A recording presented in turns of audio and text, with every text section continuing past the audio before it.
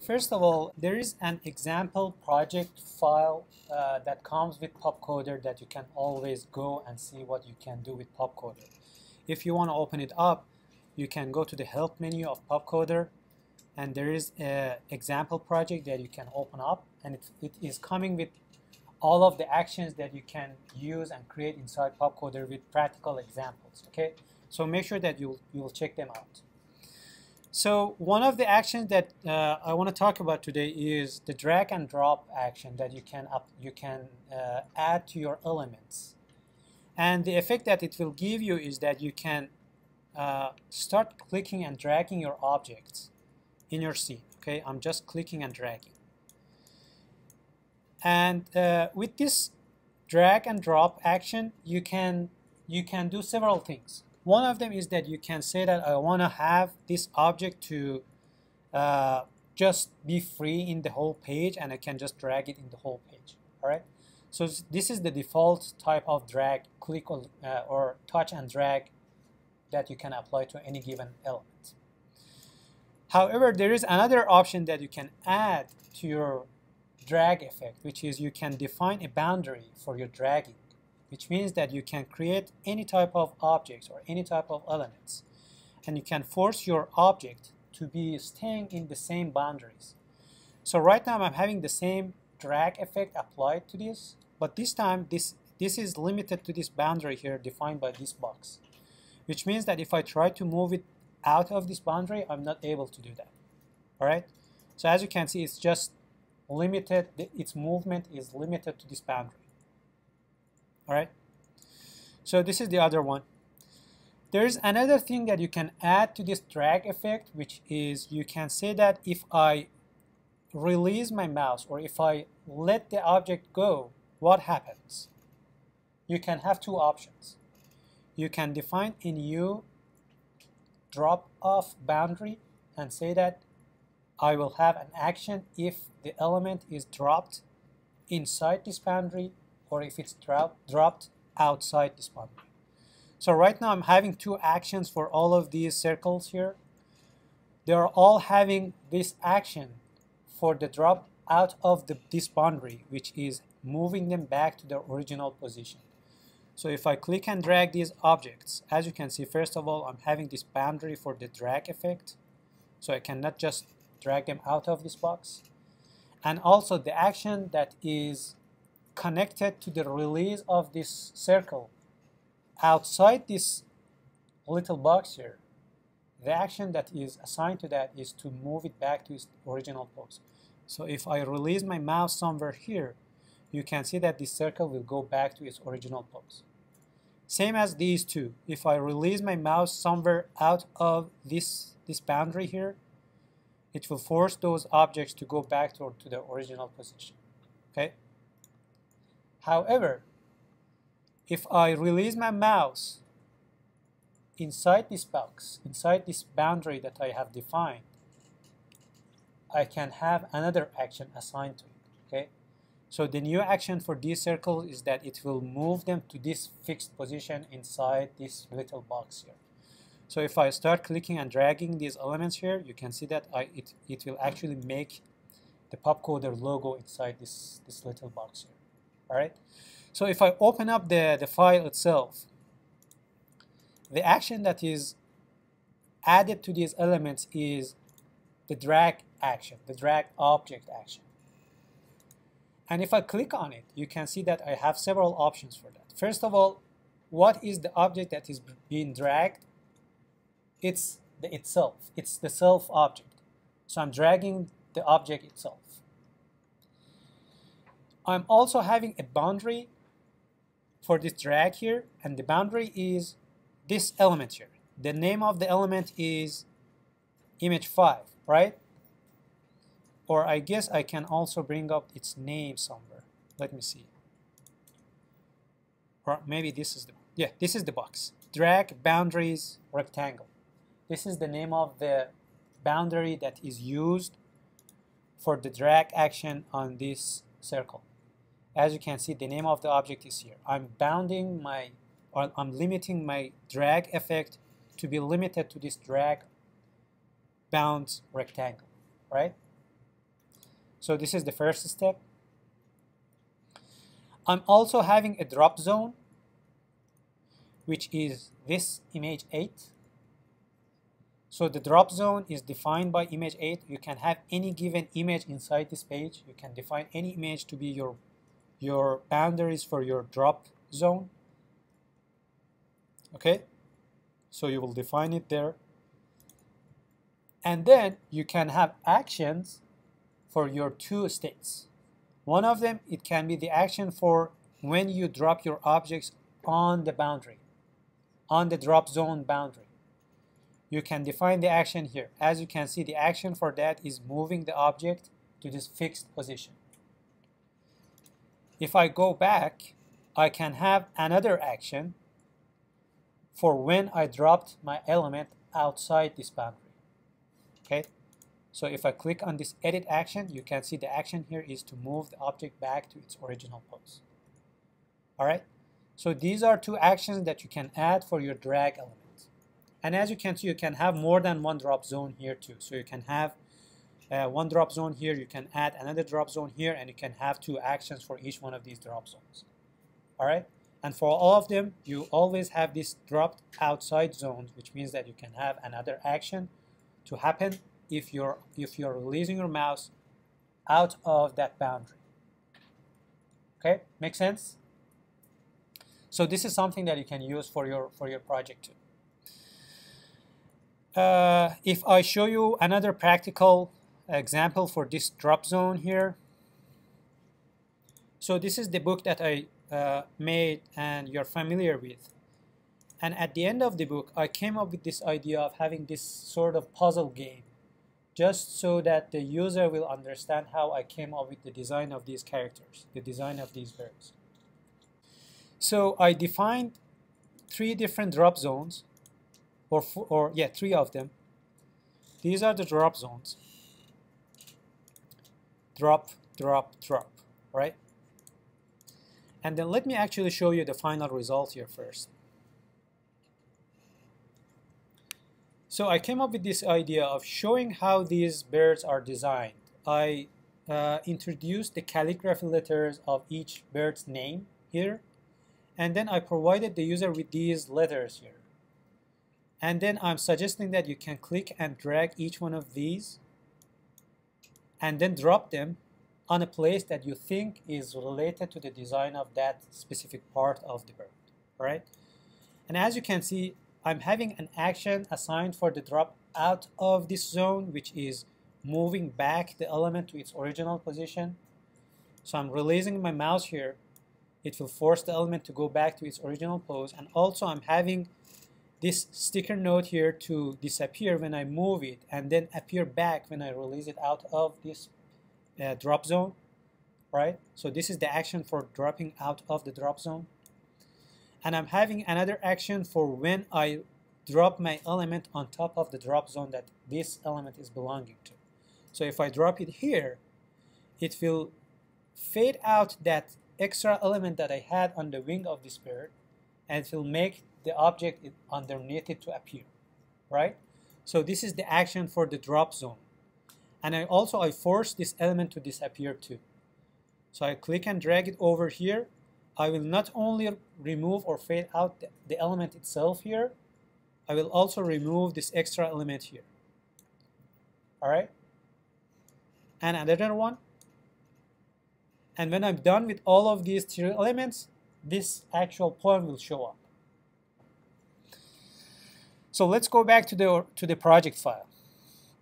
Again, I'm having these 3 different drop zones. I'm having the elements that I can click and drag, and the action on them is actually the drag object. And as you can see, I'm having a target value for the drop zone, which is defined by this element, this one. And then I'm having a couple actions for when I drop it out of that drop zone or inside the drop zone. Interactivity, another action for when I release my mouse somewhere here. As you can see, it's showing an object, it's rotating another object and doing some or running some JavaScripts. I will not go over this JavaScripts here. It's just rotating an element inside my page. So this is the whole concept here. But how did I come up with this idea of, or how did I make it happen so when I'm finished with all of these 3 drop zones, this point will appear? So there is a widget inside PubCoder which is called counter. This is the counter widget that you can use. All right. I have the counter here. And for any counter that you use, you have a couple options. You have a couple properties for that. One of them, first of all, you have to define a target value for the counter. You don't have to, but you can have a target value for that. All right.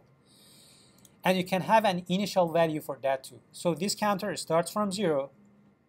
The target value for that is 3, which is the number of elements that I have for the puzzle. And I can have it to exceed the target value or not. It's up to me. For this specific page, I don't care. So let's see what we can do with this counter. If I go back to my draggable elements here,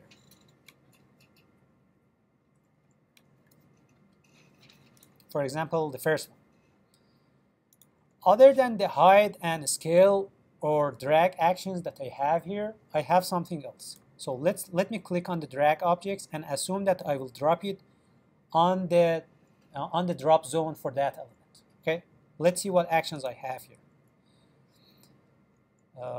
The drop zone. Sorry, this one.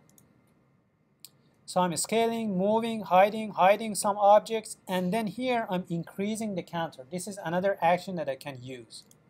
I can increase the current value of any given counter that I have in this page. Okay, and I can define how many. As you can see, I'm having the name of the counter, and I'm having the value, the amount of the counter that I want it to be increased. All right. So if I drop this element on this drop zone, it will increase the counter to 1. If I drop the other one to the drop zone, it will increase the counter to 2, and so on. But let's see what happens if I reach to the counter value of 3 for this page. I can define an action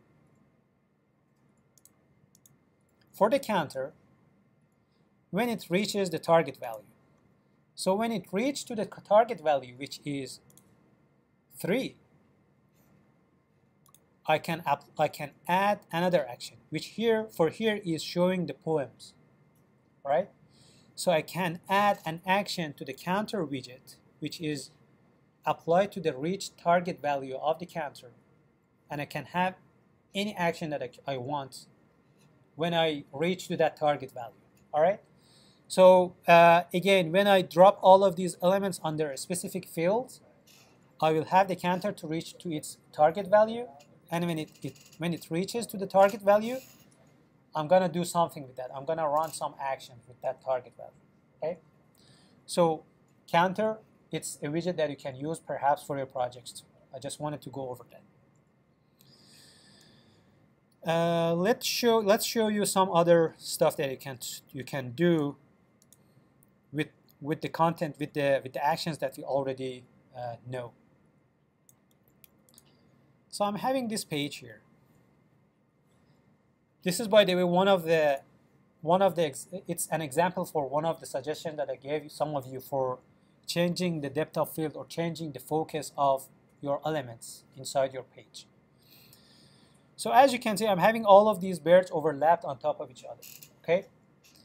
However, if I click on each one of these birds, you can see that I'm actually changing the focus here. All right. I'm clicking on this parrot here. It will force the other birds to be blurred out.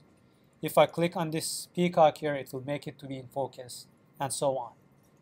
Okay. This is a fake depth of field here. This is fake. All what I did was that I rendered out each one of these birds as a single layer. Then I blurred them out in Photoshop, and then saved them as another layer. Okay, so I ended up having 12 different renders on top of each other. Okay, so for each bird, I'm having one which is in focus, the other one which is blurred. I have 6 birds, 2 for each one. It will give me 12 different renders for each one of, 2 renders for each one of these birds, which will be total to 12 different birds. right? Then I have some buttons on each one of these birds that will change the opacity of each one of these blurred version or in focus version. So if I open up the project folder, the project file, you can see that inside this page, I'm having a nightingale which is blurred on top of the nightingale itself. I'm having a peacock which is blurred on top of the peacock itself. All right? So I'm having 12 different layers. And for example, if I turn off the visibility of this parrot blurred, you can see that I'm practically seeing the one that is underneath it, which is the one that is in focus. So let's focus on the parrot here.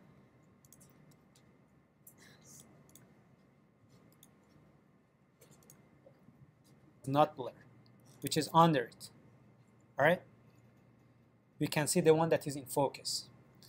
And as I said, for each one of these, I have a button. I decided to create separate buttons for them because they were sitting on top of each other. So these are the buttons. Okay. And let's go over one of them. So this is the button for the peacock, which means that if I click on this button, it will bring up all of the blurred versions of all the other birds except the peacock, right? And it will hide the blurred version of the peacock. So if I open up the actions that is on this button here, you can see that it will show the in focus version of the peacock, and it will hide all the blurred versions of other birds. And it will also hide the in focus version of all other birds too. So practically, I'm changing the focus to be on that specific bird. Okay? I know that I suggested that for some of you guys. So if you are having a scene and you want to change the focus on different layers or different depths of your scene, you can break down your scene into separate layers, render them out, then bring them into Photoshop or After Effects, blur them out, and then render another version of them, which is blurred version of them. And then bring them back into PubCoder, put them on top of each other, and then create some actions to fade them in or fade them out. Okay? So this is another thing that I wanted to show you. Let's just go over one more thing, and then we are done for today. So for these pages here, which I'm having a scrollable text,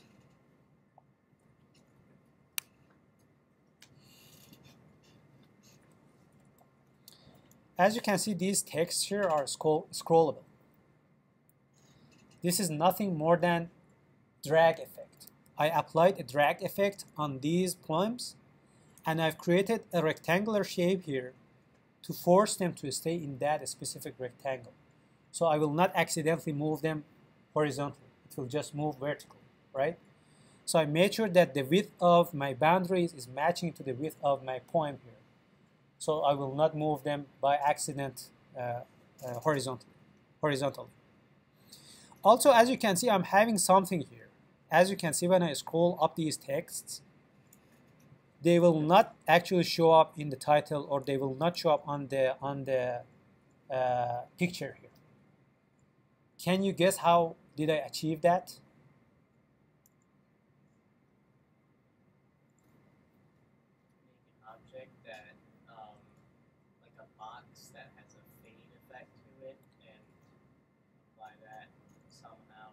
Somehow, yeah, that's right.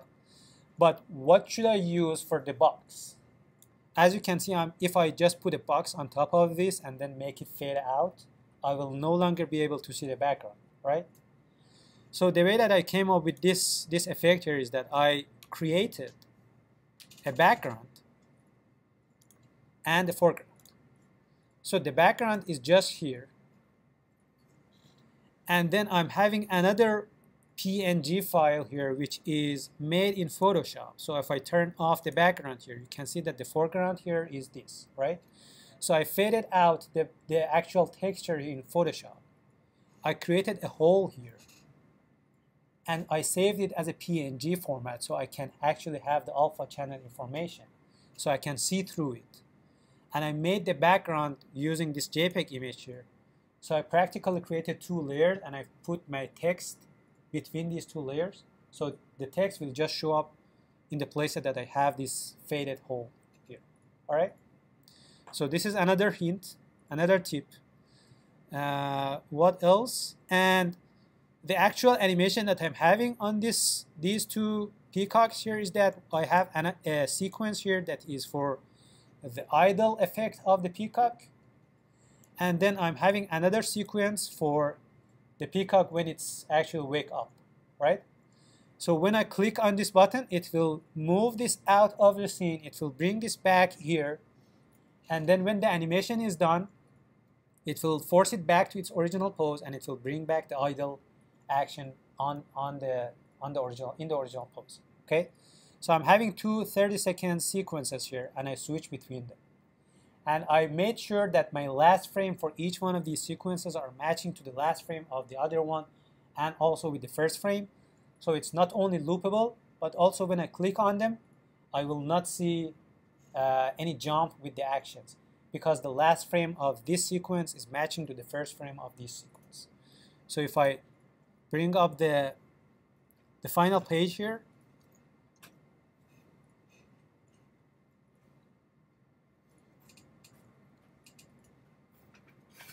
you can see that I'm having this idle action here.